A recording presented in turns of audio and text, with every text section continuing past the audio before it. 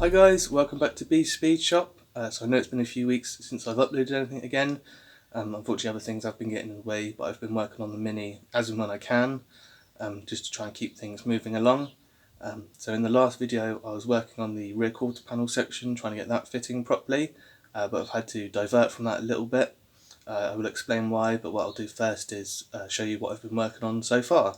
I've been working on the boot floor and the rear passenger seat section, so I've got the majority of that whole panel removed now. I've started cleaning up along the inside of this wheel tub. I've still got this edge to clean up of the spot welds and just treat it with some rust stuff, and I've still got around the inside of this wheel tub to do. I've started cleaning up this edge and the edge on the inside here where it spot welds together. So I'll quickly just get a little close up. So as you can see, I've still got this bracket in place, so everything should line up when all the panels go back together. Obviously it's got those two holes there and there for where the rear subframe bolts in, so hopefully try and get everything lined up on there. And I've got the mounts for the rear subframe there, so I could try and actually bolt the rear subframe in before spot welding in the big panel that I've got over there. So that is the boot floor, and then from there forward it's the bottom of the rear passenger seat. So I've still got this edge to finish cleaning up, and around this edge of the inner wheel tub to clean up. So when I moved my Mini project into my granddad's garage, what I did before starting cutting out any of the panels, I welded in this bracing, because I knew I had to cut out some of the floor to replace that. Obviously I did the whole floor panel that side. So obviously I put the bracing in to make sure the shell wouldn't move or anything, just to make sure it all stayed square. So a couple weekends ago, or whenever I uploaded the last video, I was working on the rear quarter panel section. It didn't fit up too bad, but along the edge where it mounts to the B pillar, from about there to sort of there, there's a bit of a gap between the edge on that side where it spot welds together. So I had my granddad's neighbour Sean, who used to do all this stuff professionally, help me with this, and what he suggested to do was we'd need to bolt the front door in so that we could see what the gap is like along that edge with the quarter panel in, because I think what we need to do is adjust the actual edge of the B pillar. I think it just needs something putting on there and bending around a little bit, just to help close up that gap in that section, because it does, when you look at it, it does look like it's sort of bent backwards a little bit compared to the other side.